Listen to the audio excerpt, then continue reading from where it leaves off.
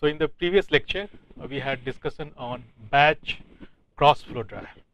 So what we had, a pan, metallic pan, on which we had kept certain quantity of sand or any material which we want to dry, and we brought this solid in contact with a hot air. So there is a flow of air over the solid surface. The water evaporates and moisture content in the solid decreases. So essentially, it's a batch dryer. And in the industries, you do have several batch dryers extensively used, especially in pharmaceutical industries, or you have food industries. Okay. Today's lecture, we have discussion on continuous dryer. So what do you expect here? Very similar to rotary kiln. All right. So you may have seen maybe in the summer training. Okay. So you have a very huge dryer which rotates at a certain RPM, and solids, say limestone, minerals, all right, which you want to dry, you bring it from one end. So you have a hopper, and the solids through some chute, they flow into this dryer, rotary dryer. The dryers may be slightly inclined to ensure that these solids, they flow along it, and hot air flows in the opposite directions. So you have a counter current rotary dryer, which is a continuous. So continuously solids are fed from one end, and the hot or the dried solid is withdrawn from the other end. Air flows in and leaves from the other end. Okay, so it's a continuous. You can also have a co-current arrangement, in which case, say certain solids like say organics, gypsum, which are prone to damaging at high temperature, you will prefer co-current. So in other words, both the solids and the air, hot air, they enter the dryer from one direction. Okay, so this is just like in heat transfer. In a counter current, we have a large driving force, so we have very extensive heating, or relatively more heating than in the co-current. So in those cases where we don't require that much of heating, we are afraid of temperature rising above a certain level and the solids getting damaged, one might prefer co-current.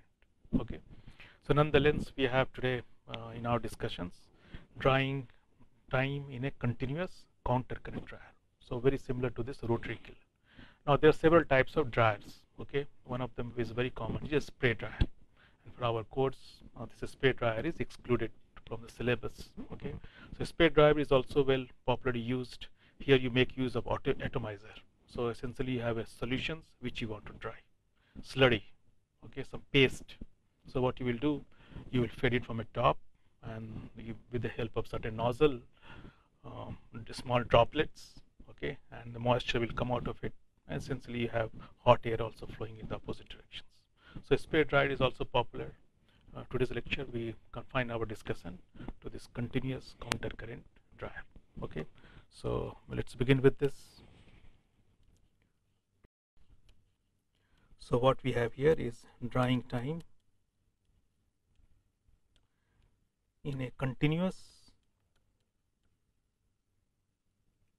counter current dryer. All right. So as we said, the most common example would be like rotary kiln or dryer. So let's say we have some inclined, say cylinder like this, quite long. All right. And maybe from one end, you bring the solid through some hopper. So you have solids or wet solid which we want to dry. So it's fed from one end, and this is kept at certain angle. So maybe there is a difference, maybe 4 to 5 degree, very small incline, so that the solids, they flow through this. And so this end is closed like this, and here from this directions, dry air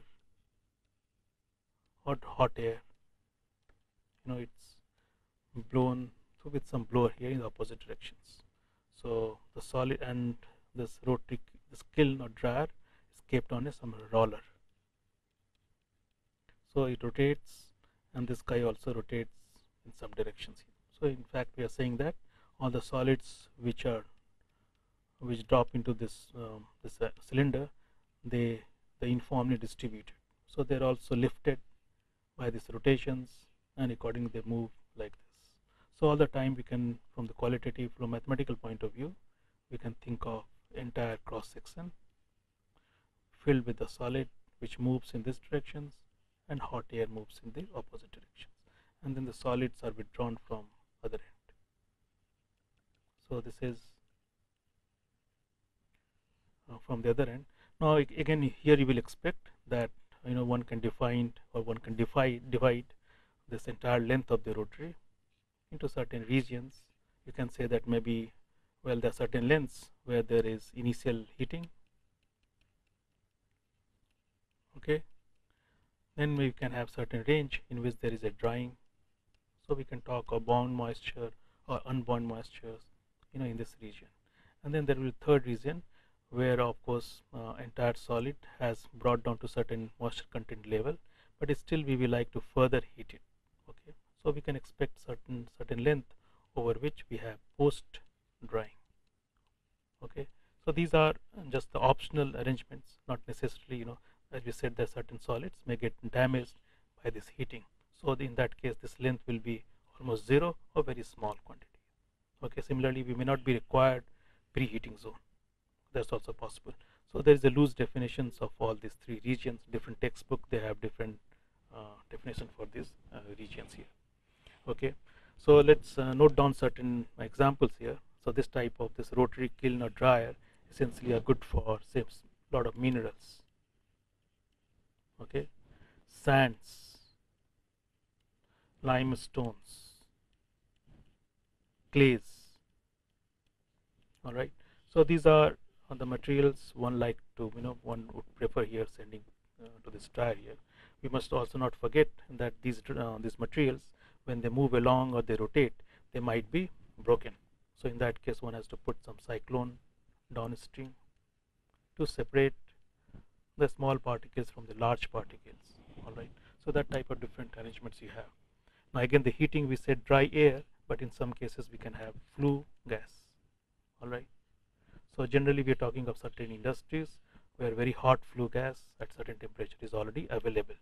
So not necessarily we have to think of bringing some dry air, because dry air also requires certain compressor, one has to heat it, okay. So generally in the industries, power plants, you may have certain flue gas coming out of certain equipment which has a very high temperature. Now this temperature of this air can be fed into this rotary kiln here, all right.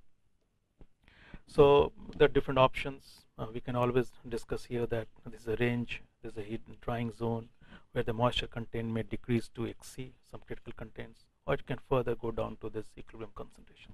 We'll come back to this, all right. So generally, as you said, it's recommended that you go through certain textbook and see a very clear, better representation of this hot dryer. Essentially, you will have a cross section like this, which is inclined, just like the above. We will have a hopper here to feed the solids, okay. Air will come through this, air or hot flue gas. One can say that, well, we can have, when the hot air comes out of this, we can again have a cyclone. So this air can be fed into this cyclone because it's going to pick up solids. So one to have solids, and the solids which have been picked up by this hot air will be removed from here. So similarly, solids which come out from here can also be sent to a cyclone, all right. So these are the different arrangements one can make here. We also said that if we have certain chemicals which are prone to damage at high temperature, one would prefer co-current instead of high temperature. So we can make a note here that when a small temperature rise is required, for example, in case of gypsum, iron pyrites,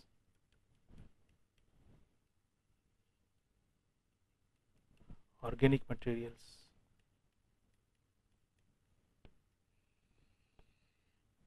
okay. So in that case one would prefer co-current. You can also have, we said that very popular these days, spray dryers. So essentially spray dryers prefer to dry, say, solution, say slurries, okay, pastes,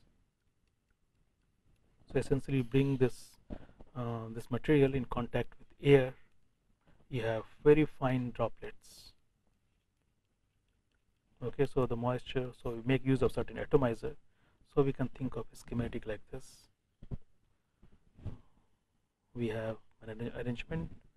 So let's say certain, this is atomizer, and we have a slurry tank, we have a pump here. All right, one can fade this, we can put the pump here also. So the slurry is fed to this atomizer, and then we have the drops of this material. Air can be brought in, say like this. So hot air comes from one end, and again we can take out this hot air and put this to some cyclones. Okay, so some cyclones can be put here so that we recover whatever the solids which have come through this. All right, so solids can be recovered from here. All right, so this atomizer, cyclone, hot air. From here we can also have the dry solids. Two solids can be mixed, maybe sent to another cyclones to separate the air. All right, so as we said in this we said earlier in this lecture, we have discussion on counter current continuous dryer. All right, previous class we had a discussion on batch and cross flow. Here we have the solid which also moves and the air also moves. Okay, so one has to make this balance, energy balance, heat balance, or this material balance, species balance for moisture in both the streams. Okay, in the previous lecture we were more worried, or we were more concerned about how does the moisture content decreases. Here the two things are coupled.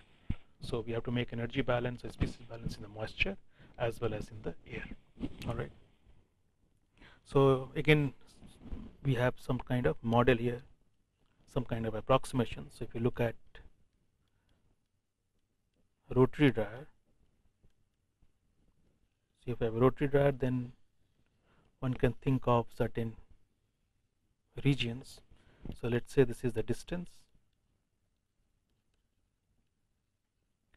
through this dryer. So we can think of certain, say, region like this. Gas solid comes at certain temperature, let's say TS1, it gets heated. So this is your initial heating. Maybe this length is negligible in some dryer, in some applications, so we don't require this much of length. So there is initial adjustment. All right, then we will expect that there is a huge length, very significant length, where the temperature is constant, let's say at Ts, which is the equilibrium temperature. Right, so at this equilibrium temperature, you recall the previous discussions, we have mostly unbound moisture. So this mode of a model along the length, if it takes a measurement, it's possible that temperature slightly increases. So maybe we are saying here that now the temperature has decreased to critical Xc. So recall our previous graph, we start from some X1 and the moisture content decreases to Xc before we have a falling rate region and we have this capillary effects. All right. Then after this Xc, then we will expect that the temperature of this temperature of the solid surface in the falling rate region now starts increasing. So it will increase like this till it reaches, let's say, Ts2. So it's more of our convenience here that from Ts the temperature has increased to Ts2. Now we are talking that this is a region where we have this unsaturated surface drying. Unsaturated surface drying. That's the reason we also said there is a falling rate. See, in addition to this unsaturated surface drying, it's also possible that solid might also get further heated. So there may be some component from sensible heat. All right. And what happens to the air? Air enters at temperature Tg2, let's say. So this is zone 2, this is zone 1. It decreases. So we have third region here. We have 2, we have 1. Temperature decreases. All right. So there's some decrease, and then maybe different slope. It keeps on decreasing at a range, say Tg1. So essentially, this is a region of major region where we have this drying at a constant temperature. Here also moisture content goes below Xc to all the way till Xe, but in addition to this there may be some further heating here. So it's one model where we are saying that this length is divided into three regions, 1, 2, 3. Again we said that these are all very loose. In some cases one can say that, well, this length is negligible, and we start with unbound moisture, one region. We can have bound moisture region, number 2, and we can have very small number 3, where we have this heating post drying. Alright, so maybe the first reason is constant rate period. We have unbound moisture, that's very much possible. And the second reason is the one we are talking here, that is unsaturated region. Unsaturated surface drying. So there's another way of classifying this. So we can have different type of regions depending upon our applications or the certain dryer here. So what do we do now? We make an energy balance. We also make this mass balance or a species balance. So let's try to understand that we have a certain length, all right, certain meter of length, say 3 to 5 meters of length. So solid is brought from one end. So it has a moisture content and certain temperature. Okay, it's brought in contact with air in the opposite direction. So it's a counter current operations. We want to make use of large driving force for heat transfer. So the air enters at certain temperature, Tg2. It has a humidity. Humidity is independent of the temperature. So the air has certain quality that's given by certain moisture content, based on which you can calculate the enthalpy. So the two streams, they are brought in contact. We can have different type of regions, initial heating region, or we can say that forget initial heating is very small, negligible. Let's have a region of unbound. So for our mathematical treatment, to make an estimate how much resistance time one has to give. So solid has certain flow rates, right, x kg per second, right, or it has a velocity. So based on that velocity, how much resistance time you have to give, so that when the solid enters or leaves from the other end, then its moisture content has been reduced to a certain level, whatever is our desired values. So here it's a continuous process. There's no time. Time comes through resistance time. It's not the batch time. In the batch time we have a solid, and we say that, well, it takes 5 minutes, 10 minutes, or 3 hours for a solid to dry from one level to another level. Here it's a continuous process. It takes a certain resistance time over which the moisture content decreases from x1 to certain levels. Okay. So for our mathematical purpose, we'll keep, we said earlier also that one region which is unbound moisture, where the evaporation rate is a constant, where the surface temperature is a wet bulb temperature. In most of the cases, if you neglect radiations, that's the region one can do a lot of calculations. Okay, the region where the capillary effects become become effective, the level rate decreases, and we have to have a very rigorous mathematical analysis. So in that cases, we make an approximation that we are still, it's a linear falling rate. All right. So all we are saying that in this today's lecture, we'll make a simple calculations and approximations, that there are three regions. One region unbound moisture, then we have bound moistures, then we have a slightly small length where there is a post heating. So with these three, we can now make a calculations. All right. So let's say we have taken a cross section of a dryer here. Okay, so solid is brought from one end. So let's mark this end as 1, this end as is 2. Solid, we follow the same nomenclature, SS. This is your kg per second. So that's your feed flow rate. Okay, now this solid has certain moisture content, x1. So this is kg per kg of solid. So much kg of moisture per kg of solids. This has certain temperature, Ts1. So based on this Ts1, x1, we can calculate hs1. So mind you, this hs1 enthalpy, joule per kg, it's a dependent variable. Knowing Ts1, knowing x1 and other properties, one can calculate hsc. We take some datum and do make calculation for a specific heat, sensible heat, etc. All right. So all we are saying that the quality of the solid, whether from the mass transfer point of view or from heat transfer point of view is known to us. Now it enters and the air enters in the opposite direction, so it's a counter current. Now the flow rate of air is Gs. Okay, this also has certain humidity, so let's make it Y here. So Y is kg of moisture per kg of dry air. Okay, so what we do here, let's make a note here. Let's make this is reason is 4 here. We'll come back to this. So we have Y4. Okay, the temperature of this air is Tg4. So based on this Y4 moisture content and this temperature, we can calculate the enthalpy, which is Hg4. Okay, now we can track the air or we can track the solids. Let's see, the solid is wet here. All right, so moisture content. So, and we have divided this dryer into 3 regions: 1, 2, and 3. Let's label the interface of 1 and 2 as 2, 2 and 3 as 3, and then we have this 4 here. Okay, so as a solid moves in these directions, it's going to get dried here. This region 1, we say this is a region of drying of unbound moisture. So if you recall from the previous slide, we have neglected the region where there is a preheating. Neglecting preheating. Solid is getting heated here also. That's okay. Okay. All right. But we are saying that we are neglecting certain regions of that length. So this is the region 1 where we have unbound moisture. We have this moisture content at a certain level, but the rate is a constant here. Okay, so if you recall the previous moisture characteristics curve, like this, and then we have like this, going all the way till xc. This is xt, this is xc, corresponding rate is nc, and we start with some x1.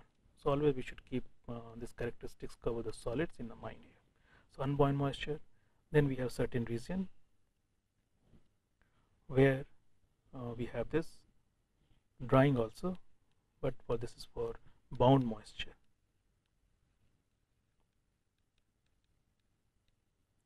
All right. So now we have said x1. Here the moisture content has decreased to x2, but this has decreased all the way till xc.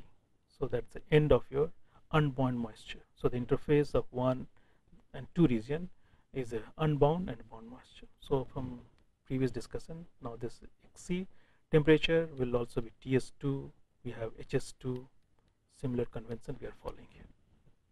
Okay, and then maybe in this region we have both at certain length, the solid has dried to certain concentrations, let's say xt, beyond which now we have this capillary effect taking place. All right, so what we say that, let's for the time being, let's say that this region is here x3, which includes moisture content has decreased from x2 to x3. That includes bound moisture, whether it's a rate linear rate falling or it's a non-linear rate falling. So we'll come back to this and we'll see some discussion there on that. Right now it's a region of between 2 and 3 where you have the drying of this bound moisture. Now after this, now there is no drying here. All right, so as we said that 3 to 4 is no drying, and we put this exclamation sign here, question mark here. If it's required, we can have this. So as we said here, there are certain solids which are prone to damage because of heating. So in that case, this third region may become redundant. So as soon as the moisture content has decreased to a certain level or the temperature has reached Ts3, you may like to withdraw this solid. So this length becomes redundant. Nonetheless, we say that here we have a general case from 3 to 4, moisture content remains the same. So when we have x4, x3 equal to x4. Temperature is of course Ts4. So let's write here Ts1, Ts2, Ts3, Ts4. So solid temperature, it keeps on increasing.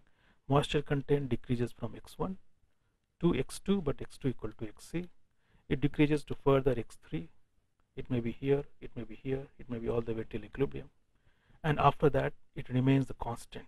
So x4 equal to x3. So although temperature has increased, but there is no heating here, there is no drying here. All right. What happens to the air? Well, air will also, one can also track.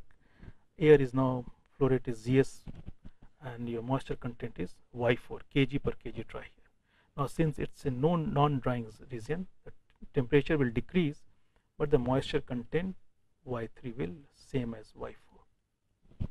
So the way we have made it here, we can also have a similar argument for the gas. Let's say the temperature here is Tg4. So Tg4. Now the temperature decreases for air Tg3, but since there was no drying in this region, the humidity of the air is Y4 and Y3 is the same here. So same argument. Moisture content is the same and the humidity is same. So we'll see, we'll make a material balance or a species balance in the two phases. Whatever is lost from the solid is gained by this air phase in the air. And again the temperature will decrease Tg3 to Tg2, and then here it decreases to Tg1. We have corresponding Y1, Y2 and Y3, the humidity kg per kg of dry air. Corresponding to all this Tg1 and Y1. So once we fix the temperature and humidity, you must recall that enthalpy is also fixed. Once you fix the solid temperature and its moisture content, you fix it Hs1 enthalpy. So corresponding to this, we have Hs1, Hs2, Hs3, Hs4. Mind you, here moisture content has not changed, but since the temperature changes, enthalpy will also be different. Similarly, here we have Hg4, moisture content same, but the temperature decreases, so we have Hg3 different from Hg4. So similarly here we have Hg2 and we have this Hg1. So we should keep this in mind, this argument that the last region is a one region which is redundant. Here moisture content, either the gas phase or the humidity in the soil, moisture content in gas phase or the solid phase remains the same. So humidity will also be the same, Y3 equal to Y4.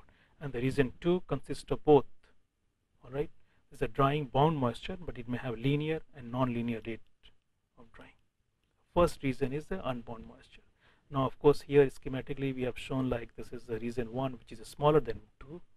Alright, but it all depends upon the moisture content, heat of drying. This length can be larger, this length can be smaller.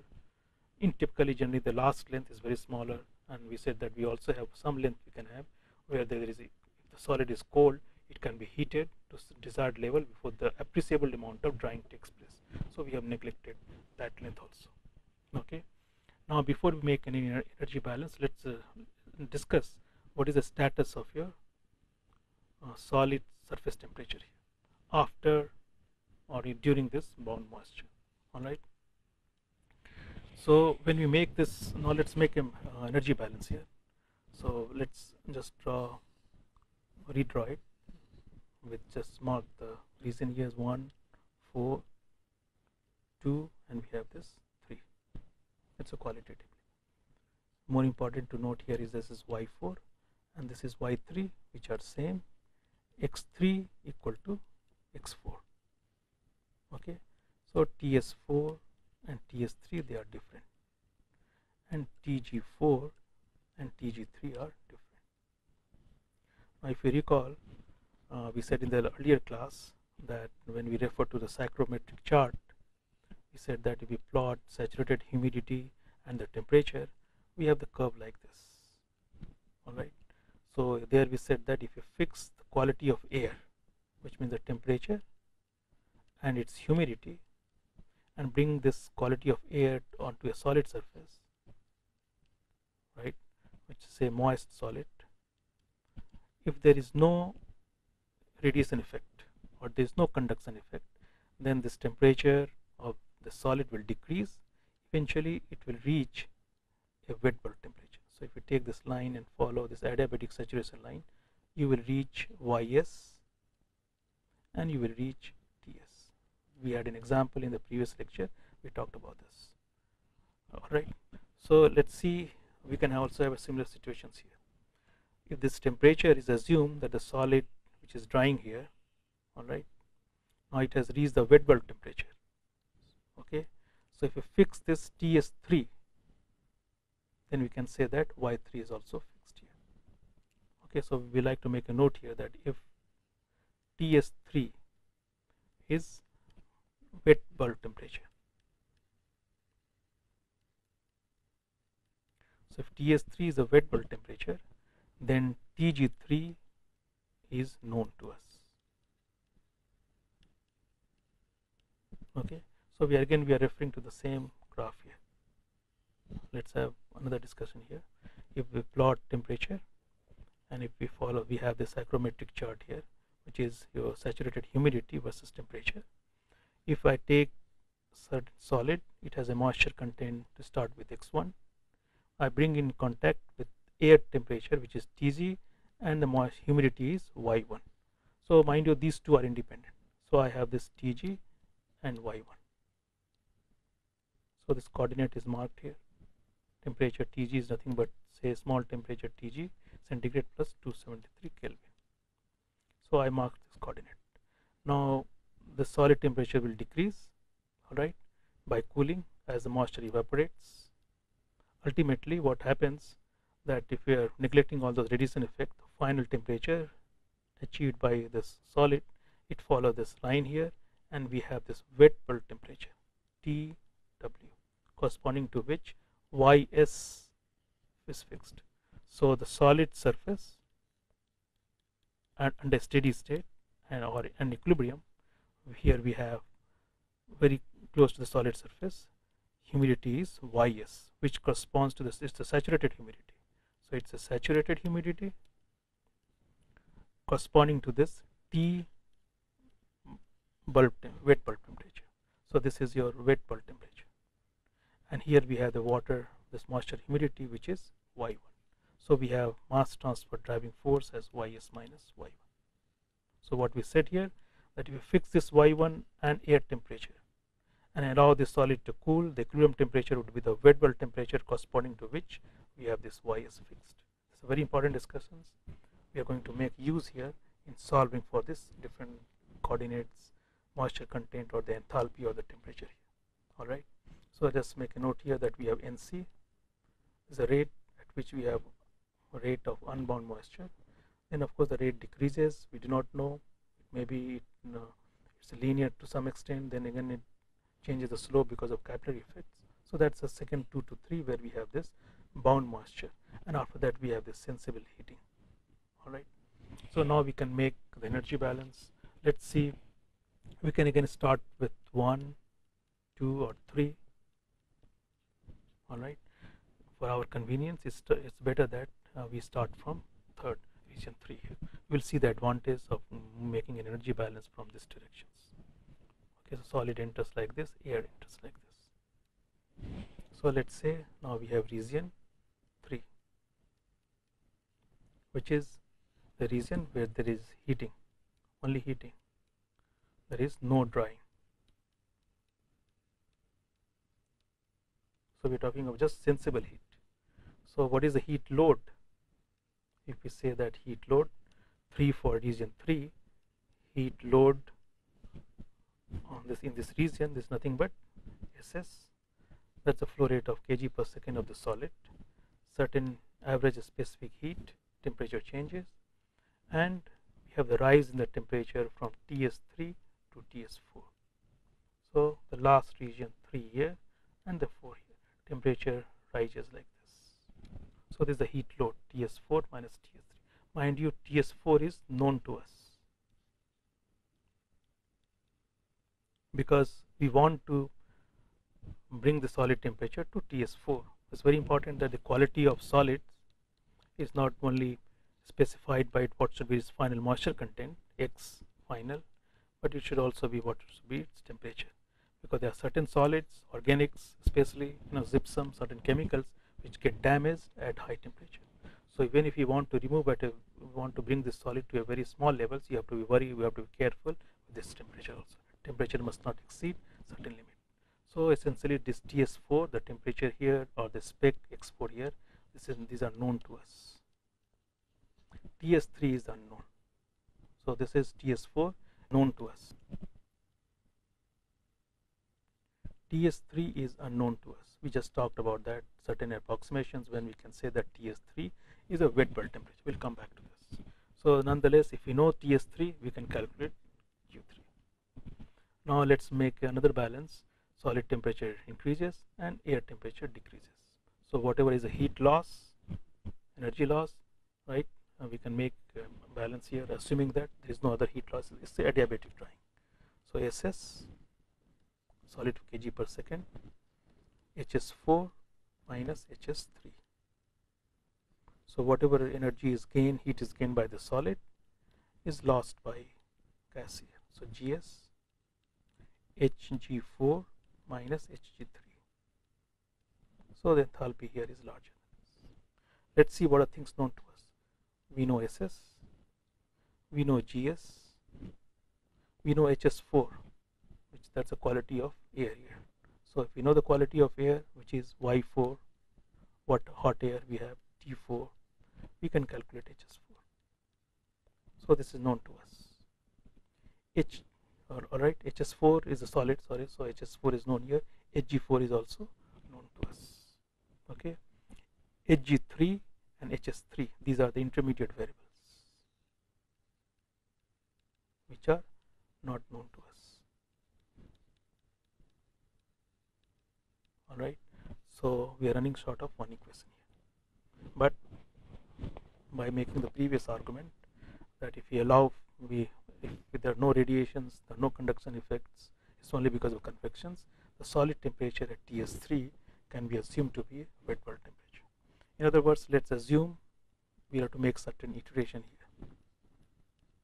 So our guess value, let's say TS3 equal to T wet bulb. So it's a guess value. We assume that surface temperature has reached a wet bulb temperature.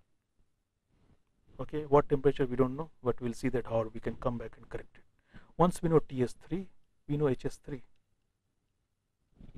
Alright, why? Because the moisture content does not change. So whatever is X3 is same as X4. So X4 is known to us, X3 is known. So mind you, if you know the T surface temperature and the moisture content, we can calculate the enthalpy. Once we know HS3, now we can go back and calculate Hg3 from this equation, from let's say equation 1. And once we know Hg3, what is Hg3? The enthalpy here, we can calculate Tg3. Why? Because we know that humidity does not change here. So Y3 equal to Y4. So if we know Y4, we can calculate Y3. Y3 is same as Y4. Just like here, X3 equal to X4. So now we know Tg3. But mind you, what is Tg3? It's nothing but the saturation temperature. Alright, go back to the previous discussion. This Tg3 will, from this we can calculate now TS3 and compare. Alright, compare and do the iterations. So let's come back to this. Once we know Tg3, so this is what we were saying earlier, that once we know this Tg3, so this is a psychrometric chart here, Y versus temperature. If we know this Tg3 and Y3, the surface temperature will be given by this Ts, small ts or capital Ts. So that's what we said here. Once we know Tg3, we know this Y3, which is Y3 is same as Y4. We can calculate this Ts, and we said we can check whether this Ts3, what we have calculated here, is same as your guess values. So it requires certain iterations to mark this or to calculate the zone 3 and 4 here. Alright. So now let's come to this region now 1. So we had 3. First, for some reason, you will see convenience, we come to this region 1 here, which is a very simple to solve here. This is unbound moisture, or we are talking of this constant evaporation rate here. So from the moisture content point of view, now we are talking this Xc decreasing from X1. The rate is Nc. So it's a very simple calculations. First, we would like to make a moisture balance over this region 1. So SS, solid, we know the flow rate, moisture contents is X1, it decreases to Xc. Alright, this Xc here is again is known to us, because we said earlier that we have to do this experiment here in a batch scale, in a laboratory scale, to characterize this solid here. So let's say we have SS, X1, Xc known to us. This will be equal to Gs. So whatever moisture is lost, right, is gained by this air flow rate.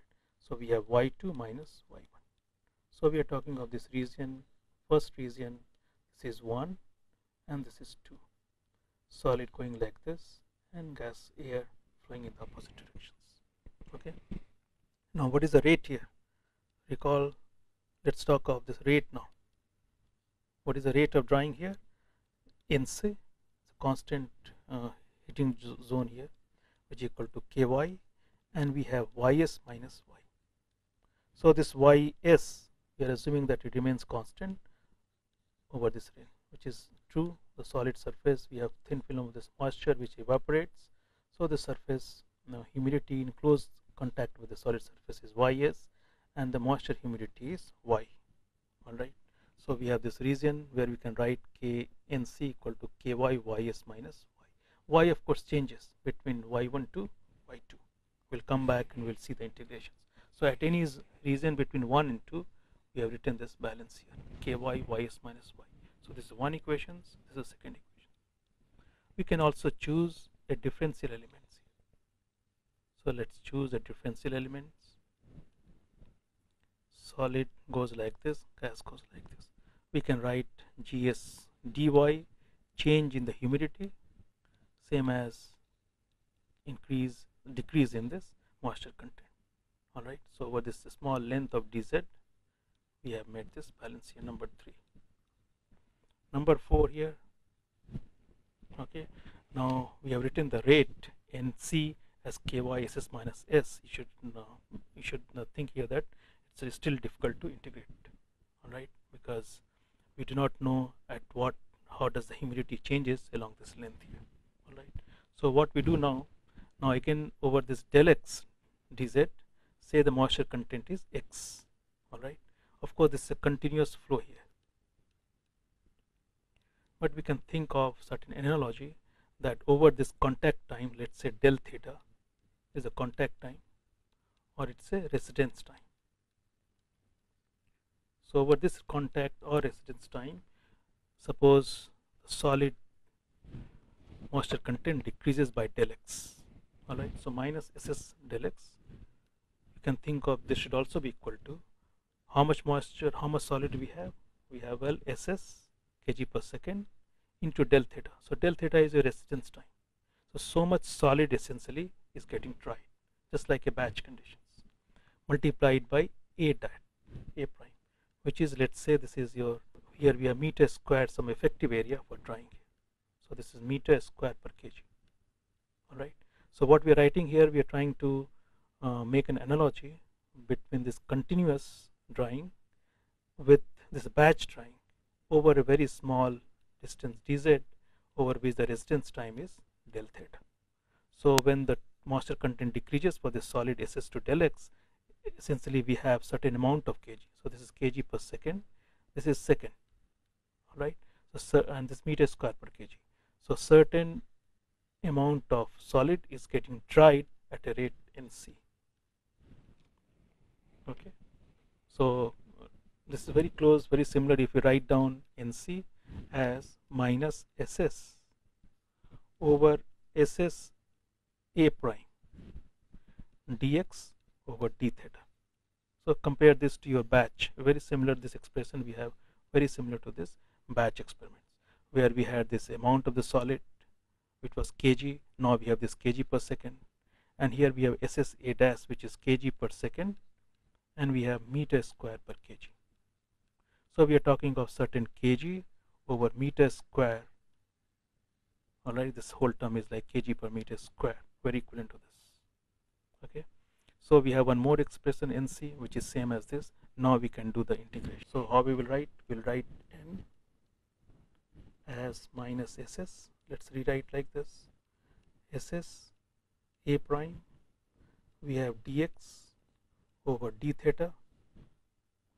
This is equal to ky ys minus y, but this is also equal to minus gs ss into dx is gs into dy. So all we have done, we have replaced ss dx as gs dy, and here we have ss a dash. All right, now we can integrate these two quantities. So y changes. So essentially we have gone from the lengthwise to this time-wise. D theta is, mind, it's not a batch time. So this is the expression for the batch, as if we have a solid surface of kg and we were heating it or drying it in atmosphere where the humidity was y.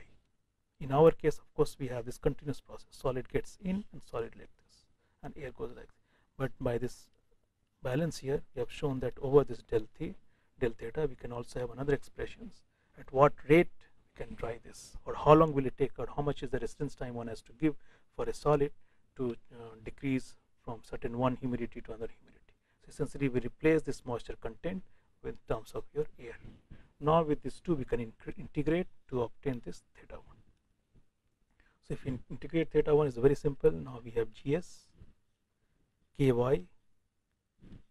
ss a prime into integral y2 to y1. So this is 1, this is 2. dy ys minus y. Okay. So now we know how much is the residence time, contact time we require to give for the region 1, where we have this unbound moisture, which is equivalent to gs ky ss a prime ln ys minus y2 over ys minus y1. What is ys? Well, we can also say that this is equivalent to this. This is corresponds to the saturation temperature, where we can equate the saturation temperature as wet bulb temperature. So there is some kind of approximation here as well, but this is the best estimate one can get for this residence time or contact time for the region 1. We know the gas flow rate, we know the solid flow rate, we know this effective drying area in terms of meter square per kg. This is the mass transfer coefficient we have seen earlier. We'll come back and take this example one more. So this ln y is 2 minus y1. Let's come back to this region 2. Now we are talking of this region 2. So here we have region 2 and this is region 3. Now this is a region where x is less than xc. Critical. So this is a falling rate. Could be like this or could be like this. So where the capillary effect start taking place. So this is xc and this is all the way till maybe xc. Anywhere we have this x. Okay. So here what is the rate? Of course, one has to make again approximations. We can have the range like this where there is a capillary effect, but then it becomes very rigorous mathematical calculations. One has to make these approximations that, let's say, in the region between 2 and 3 the rate falls linearly from NC. So the rate falls like this, which means now we can write N as ky ys minus y. Okay, so this is the rate we had for NC, which we have calculated. Okay, but since it's a linear, we can linearize here, or we can take, say, for any moisture content x all the way till it's linear till, say, let's say x star. We can write x minus x star xc minus x star. All right. So let's, what we're trying to say here, let's redraw here. We have three triangles, xc or x star, we have x and we have xc. Rate here is nc. This is a general rate n, right? So whatever nc we have calculated, now it's a linear, so we can make use of the property of this triangle here to write ky ys minus ya. It's now in the same proportions. At any x between xc and xc we can write like this. And again, this can be equivalent, this can be equated from the batch considerations or batch analogy as SS A prime dx by d theta. Again, SS dx can be written as GS dy. So again you see that we are converting all the time from this y to this x to y. Alright. So GS dy SS A prime d theta. Now let's see if we integrate, mind you, x also changes and y also changes. So the integral time or the time theta to contact time will be GS. You can take out all the parameters which are constant. Critical moisture content, equilibrium moisture content. We have this SS A prime ky. But in the integral now we have y3, y2 dy over x minus x star into ys minus y. So it's all x and y both are varying between in this region here. Alright. So what we do, the best at one certain more approximations one can have, which is quite reasonable. Equilibrium concentrations, let's say moisture content is very small, very zero quantity. That's one. Now one can make another balance here. Whatever is lost in solid phase, so this SS x minus x4, alright, will also be same as GS y minus y4. Okay, so this is another balance here. So whatever is enters here, this is your x4 and this is your y4, and we are talking of this one region, another region, another region. So 1, 2, 3. Alright. So first we started with the region 1. Okay, that was first we started with region 3, then we 1. Now we are looking at this number region 2, where we have this unbound moisture, bound moisture. So we can also make a balance, some arbitrarily moisture contents like x, and the air humidity is y here. So we can write like this. Now we can replace x in terms of y to obtain this theta 2 contact time. How much time we have to give the solid GS as GSXC SS A prime ky into 1 over x4 plus GS by SS. So it's a very simple algebra here. We are replacing x in terms of y4, x in terms of y. So we have x4 plus GS by SS ys minus y4. These are all known to us. ln xc ys minus y3 over x4 ys minus y2. So that's an expression one can have by approximations, assuming that number 1 moisture content is 0, and number 2 we have all the rate, it's a linear rate which falls all the way from NC in this region 2, which is a bound moisture region. So it's all linear here, there is no capillary effect. We can make that approximation to calculate theta 2 here also. Alright, so what we did here, we have 3 regions, region 1, region 2, region 3. Remember we started with this region 3 here, where we wrote the expression for Q3 equal to SS CPS TS4 minus TS3. Alright, so we had theta 1, we had theta 2. Now based on the same argument that we have this batch of solid over this SS, and we have the moisture content decreases by del x, we came out with expressions for batch time dx by d theta. Alright, in terms of the mass transfer coefficients. Based on the same argument, you should be able to convince yourself that even this region 3, one can also come out what is the heating load or how much contact we require as theta equal to Q3 over HC SS A prime. So this is where we are saying that now kg per second is equivalent to certain kg over a time theta equal to this del T LMTD. So in the region 3 let's make a note here that the temperature of gas decreases from Tg4 to Tg3, and the solid temperature increases from Ts3 to Ts4.